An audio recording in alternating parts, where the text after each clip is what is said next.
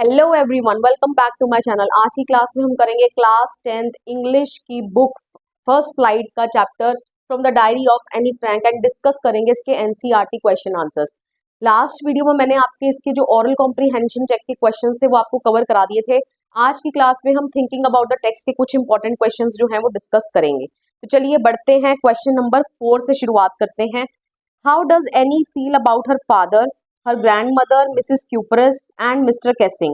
What do these tell you about her? ठीक है, तो मिस्टर एनी की इन सब लोगों के बारे में क्या क्या राय थी वो आपको लिखनी है और इससे आपको एनी के बारे में क्या पता चलता है।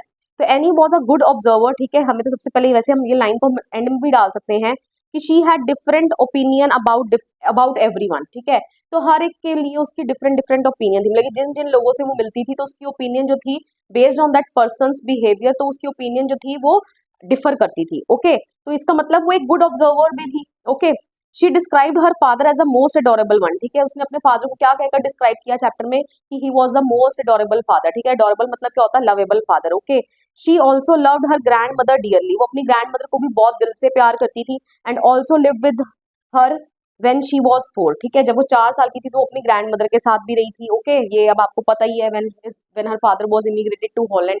ठीक है, तो दोनों ही सिस्टर्स को भेज दिया गया था एचएन, ठीक है, to live with their grand mother. Okay, she missed her grand mother a lot after her death. ठीक है, तो अपनी ग्रैंड मदर को उनकी डेथ के बाद बहुत ज्यादा क्या करती है, मिस भी करती है। Mrs Kuperus was her head mistress in the 6th form at Montessori nursery school. ठीक है, तो मिसेस क्यूपरस जो थी वो उसकी हेड मिस्ट्रेस थी 6th फॉर्म में जब वो मॉन्टेसरी नर्सरी स्कूल में पढ़ती थी। And bid her heart breaking farewell at the end of the year. ठीक है, और उसको एंड में जब सेशन एंड होता तो उसको हार्ट ब्रेकिंग फेयरवेल जो है देती है। कहने का मतलब दोनों की ही आंखों में क्या होते हैं, आंसू होते हैं। Okay, Mr Keesing was her maths teacher. ठीक है, मिस्टर कैसिंग जो थे उसके मैथ्स टीचर थे who used to give her extra homework as a punishment for talking excessively in the class. ठीक है, जो उसको क्या दिया करते थे, एक्स्ट्रा होमवर्क दिया करते थे एज अ पनिशमेंट। क्यों? क्योंकि वो क्लास में बहुत ज्यादा क्या करती थी, एक्सेसिवली टॉक करती थी। All this tells us that Annie remained a center of attraction for many people in her life and is loved by all. ठीक है, तो इन सब से हमें यही पता चलता है कि एनी जो थी वो सेंटर ऑफ अट्रैक्शन थी for most of the people whom she met। ठीक है, एंड उसको ज्यादातर सभी लोग क्या करते थे, प्यार करते थे। ओके, क्वेश्चन नंबर 5 पर बढ़ते हैं। What does Annie write in her first essay? ठीक है, वैसे तो ये पिछले क्वेश्चंस में कवर हो चुका है लेकिन स्टिल मैंने कहा कि फटाफट से आपके लिए कवर कर ही देते हैं।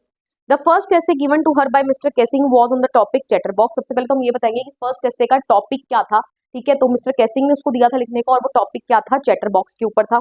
She tried to write down the convincing arguments in order to prove the necessity of talking. ठीक है, तो वो कन्विंसिंग आर्गुमेंट्स लिखने की कोशिश करती है ताकि जो टॉकिंग की क्या नेसेसिटी है, क्या जरूरत है, बोलना कितना जरूरी है, वो उस चीज को प्रूव कर पाए। ठीक है, she wrote that talking is a trait that had been passed on to her by her mother. तो कहती है कि टॉकिंग इस तरीके की ट्रेट मतलब क्वालिटी है जो उसमें पास ऑन हुई है उसकी मदर से। Okay, and she would try her level best to keep her habit of talking under control. और ये भी लिखती है कि वो अपनी इस आदत को कंट्रोल में रखने की अपने एंड पर पूरी कोशिश करेगी। But as per her not much could be done to cure the inherited traits as they are incurable. लेकिन उस साथ के साथ वो ये भी बोल देती है कि इतना कुछ किया नहीं जा सकता। इनहेरिटेड ट्रेड्स मतलब जो आपको आपके पेरेंट्स से आपके अंदर पास ऑन होते हैं। ठीक है, तो इनहेरिटेड ट्रेड्स को क्योर नहीं किया जा सकता क्योंकि वो इनक्योरेबल होते हैं। ठीक है, इनक्योरेबल मतलब उनका कोई इलाज नहीं होता है। Okay, question number 6, Anne says teachers are most unpredictable. Is Mr Keesing unpredictable how? ठीक है, तो एनी ने स्टेटमेंट बोली थी चैप्टर में कि टीचर्स जो होते हैं वो अनप्रिडिक्टेबल होते हैं। अनप्रिडिक्टेबल का मतलब कि उनके बारे में कोई अनुमान नहीं लगाया जा सकता है ना, कि वो क्या काम, उनका नेक्स्ट मूव क्या होगा, कैसे वो किस तरीके से आपसे बिहेव करेंगे, यू नेवर नो। ठीक है, तो क्या मिस्टर केसिंग अनप्रिडिक्टेबल थे और अगर अनप्रिडिक्टेबल थे तो कैसे, how? Anne says teachers are most unpredictable as their actions can not be predicted by students. ठीक है, तो सबसे पहले हम यही रीजन बताएंगे अनप्रिडिक्टेबल का मीनिंग क्या हुआ।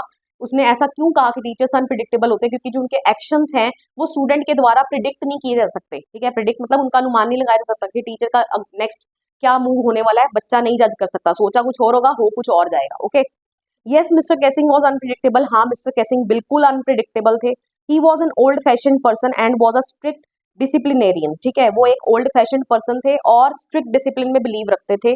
And did not want any one two talk in his class. और नहीं चाहते थे कि उनकी क्लास में जब वो पढ़ा रहे हो तो कोई भी बातें करे। Okay, later he himself allowed Anne to talk in his class. ठीक है, तो इसी लाइन से उनका अनप्रिडिक्टेबल जो नेचर है वो सामने निकल के आता है कि वो लेटर खुद ही बाद में ही एनी को अपने आप ही जो है परमिशन दे देते हैं उनकी क्लास में बात करने की। He was too amuse by Anne's art of writing that he had to relent and there came a change in his behaviour. ठीक है, तो वो अम्यूज मतलब बहुत ज्यादा हैरान होना। ठीक है, अम्यूज मतलब बहुत ज्यादा वो हैरान हुए एनीस की आर्ट ऑफ राइटिंग से, क्योंकि उन्होंने उसको क्या दिए थे एक्स्ट्रा होमवर्क में, पनिशमेंट के रूप में एसेस लिखने को दिए थे on the topic chatterbox, फिर incorrigible chatterbox, then on quack quack quack said mistress chatterbox. ठीक है, तो all these topics are related. ठीक है, आपस में रिलेटेड ही थे, बस थोड़ी सी हेडिंग को मॉडिफाई कर दिया गया था।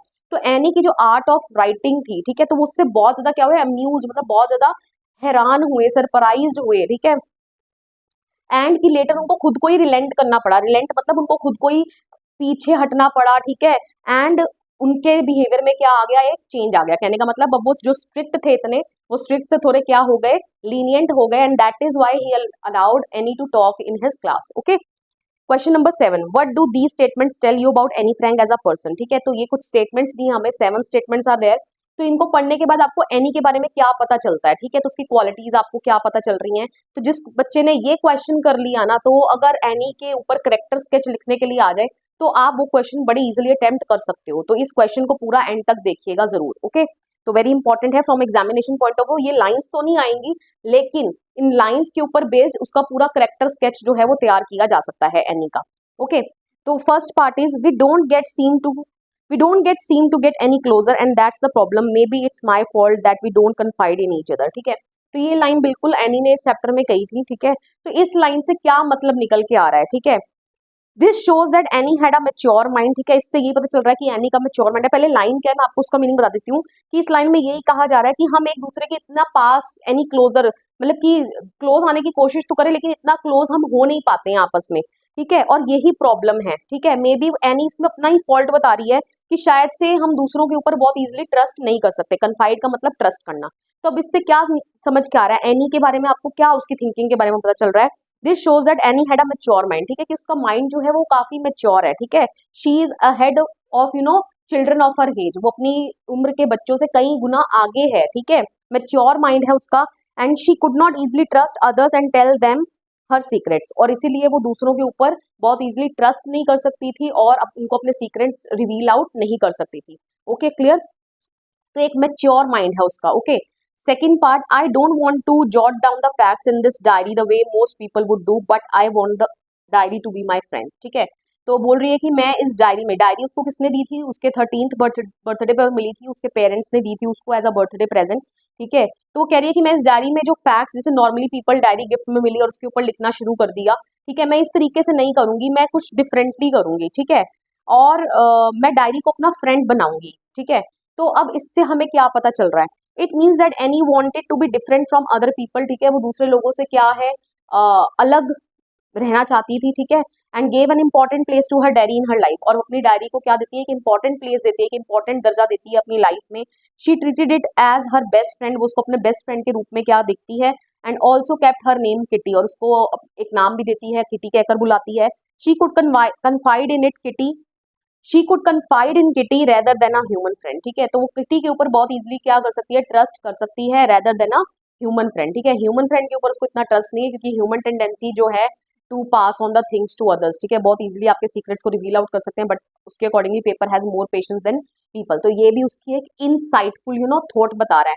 ठीक है, कि वो कितना डीपली जाकर सोचती है। ठीक है, तो यहाँ पर मैंने मिसिंग कर दिया, तो आप लिख सकते हो कि all this shows her insightful thought. ठीक है, कि उस कितना डीपली वो सोचती है। Okay, clear.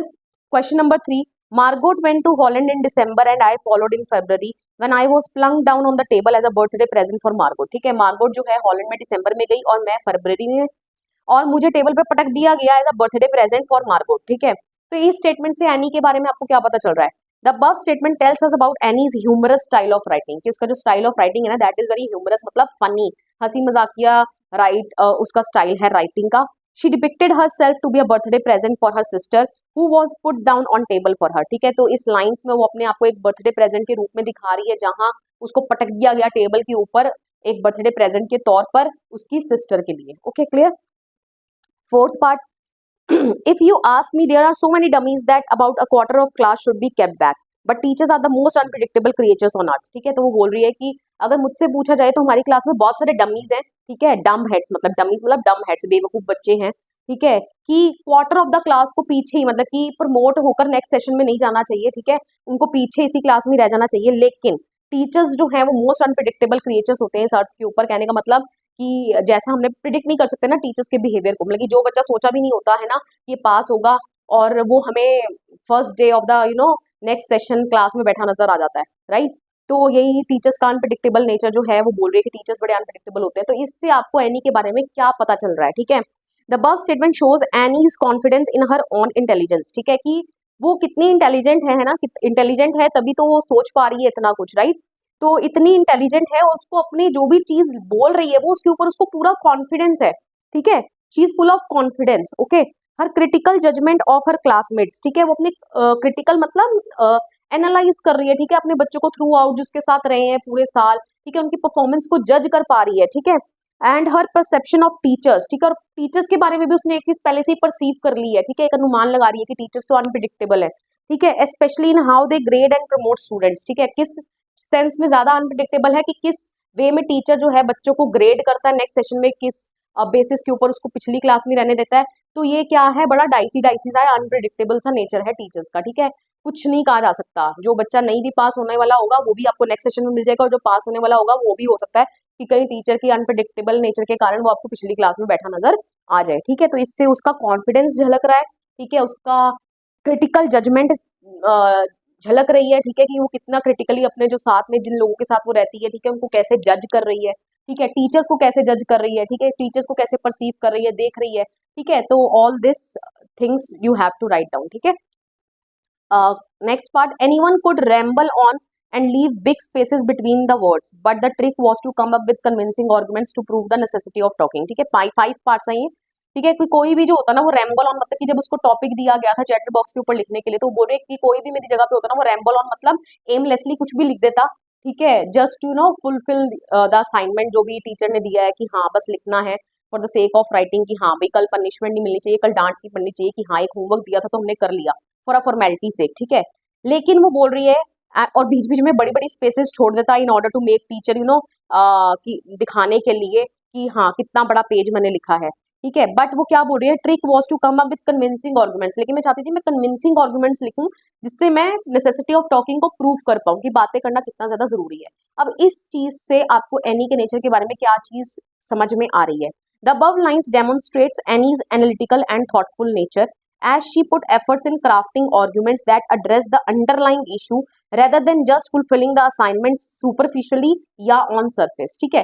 क्या कहने का मतलब कि इन लाइन से आपको एनी का एनालिटिकल एंड थॉटफुल नेचर जो है वो झलक कर सामने आ रहा है, ठीक है। एनालिटिकल मतलब एनालिटिकल समझते हो ना, किसी चीज को ढंग से एनालाइज करना, उसका आंकलन करना और अच्छे से उसके ऊपर जो भी आप स्टफ लिख सकते हो उसको लिखना, ठीक है। ये नहीं सिर्फ सरफेस पर चीजों को लिख दिया, ठीक है, सरफेस पर इश्यूज को एड्रेस कर दिया तो वो जो इशू है आपका रिजॉल्व नहीं होगा, ठीक है। तो वो चाहती थी कि एनालिटिकल और थॉटफुल नेचर से वो ऐसे आर्ग्यूमेंट्स उसने क्राफ्ट किए, ठीक है, ऐसी उसने आर्ग्यूमेंट्स लिखी कि मिस्टर केसिंग को भी आपको पता है हार के रिलेंट करना पड़ा और उसको लेटर ऑन एनी को अपनी क्लासेस में अलाउ करना पड़ा बात करने के लिए, ठीक है। इसका मतलब वो शी एड्रेस द इशू, ठीक है, she address the issue underlying issue, ठीक है। उसने अंडरलाइंग इशू मतलब जो सतह पर सिर्फ वो उसने बात नहीं करी, वो इशू की जड़ तक गई, means she went to the roots of that issue, she address the roots of that issue, ठीक है। कौन सा इशू,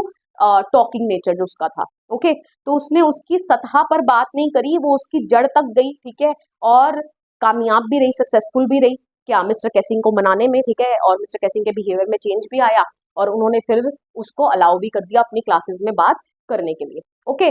सो अब इसी के साथ आपके सभी जो एनसीईआरटी क्वेश्चंस हैं वो यहाँ पर कवर हो जाते हैं। आई होप सो आपको सभी क्वेश्चन आंसर जो है वो क्लियर हो गए होंगे। वीडियो पसंद आया, वीडियो को लाइक करिए, शेयर करिए, कमेंट करके बताइए आपको वीडियो कैसा लगा, and please don't forget to subscribe my channel. मिलेंगे नेक्स्ट वीडियो में, टिल देन बाय बाय।